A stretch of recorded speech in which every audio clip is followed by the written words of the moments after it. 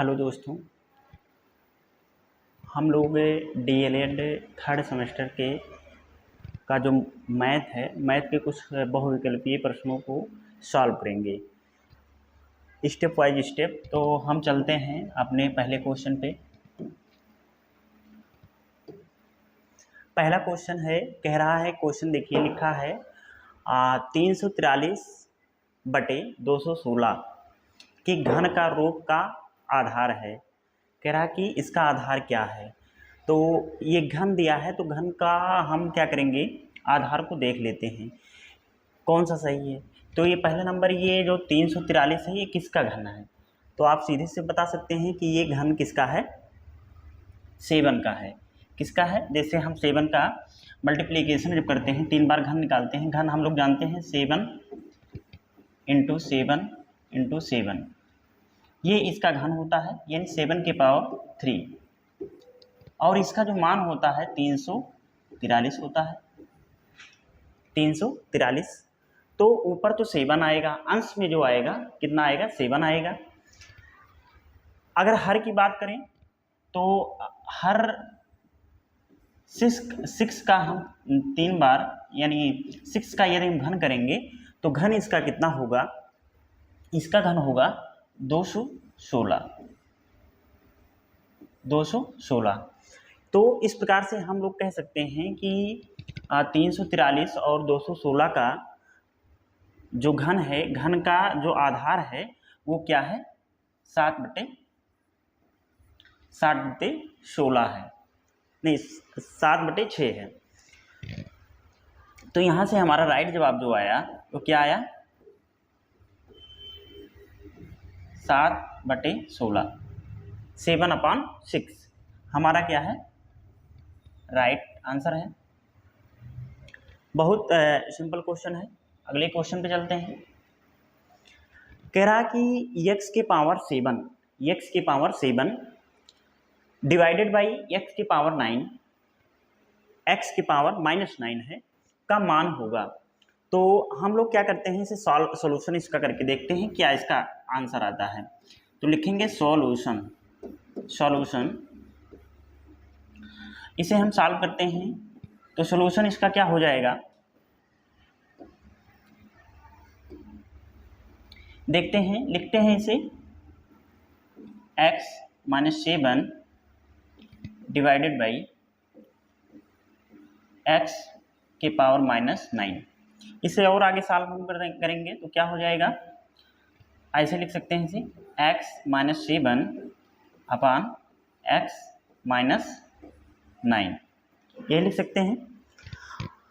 और इसे आगे सॉल्व करेंगे तो हम क्या करते हैं, जब हमें पता है जब पावर जो नीचे होता है उसको घात को जब हम ऊपर ले जाते हैं तो प्लस हो जाता है। तो आगे सॉल्व करें इसे, क्या हो जाएगा, x के पावर -7 और जब ये x ऊपर जाएगा तो इसके पावर क्या हो जाएगा, इसका जो पावर होता है प्लस हो जाता है। तो ये क्या हो जाएगा, x के जो पावर में प्लस क्या हो जाएगा, 9 ऐड हो जाएगा।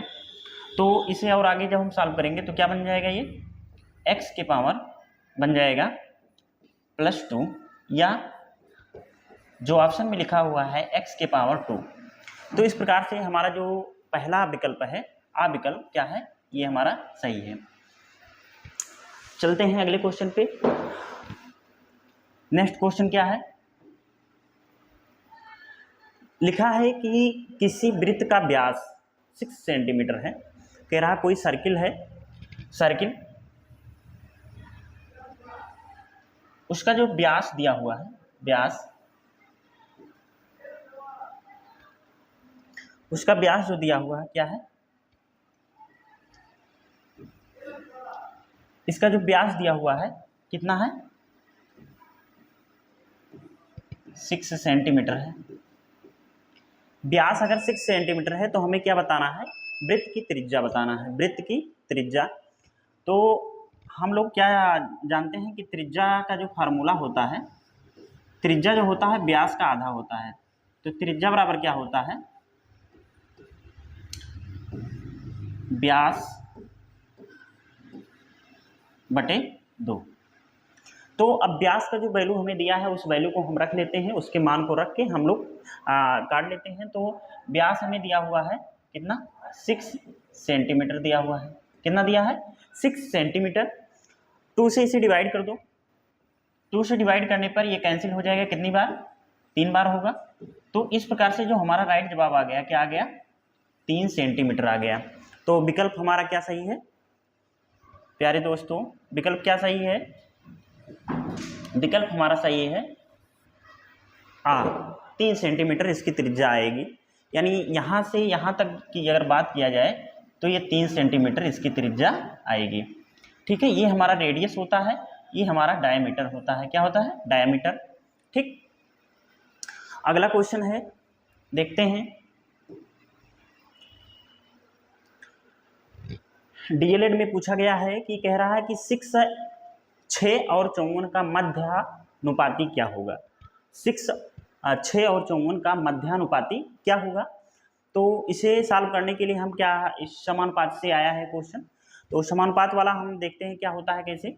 जैसे मान लेते हैं कोई हमारे पास एक चर है जो a है, अनुपात मान लेते हैं x है, ये समानुपात है, ये भी x है, ये क्या है हमारा b है, ये क्या है हमारा मध्यानुपाती यही है। तो यहाँ से सूत्र जो बनता है, सूत्र क्या निकल के आता है, यहाँ से सूत्र जो हमारा बनता है वो बनता है कि मध्यानुपाती निकालने के लिए x square upon x square equal A B. क्या हो जाएगा, ए बी हो जाएगा। भाई तिरछा हम पूरा करते हैं, बाहर बाहर वाले पदों को, अंदर अंदर वाले पदों को, तो x स्क्वायर हो जाएगा और गुणे में हो जाएगा ए बी। यहाँ से और इसे सॉल्व करें तो क्या हो जाएगा, x का वैल्यू निकालने के लिए हम रूट स्क्वायर को जब इधर भेजेंगे तो रूट हो जाएगा, ए बी हो जाएगा। अब हम क्या करते हैं, इसके वैल्यू को रख लेते हैं। इसके वैल्यू को जो हम रखेंगे अंदर इसमें, तो क्या हो जाएगा,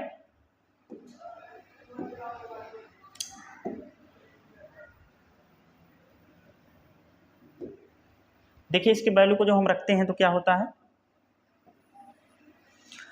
वैल्यू को रखिए, अंदर रखते हैं रूट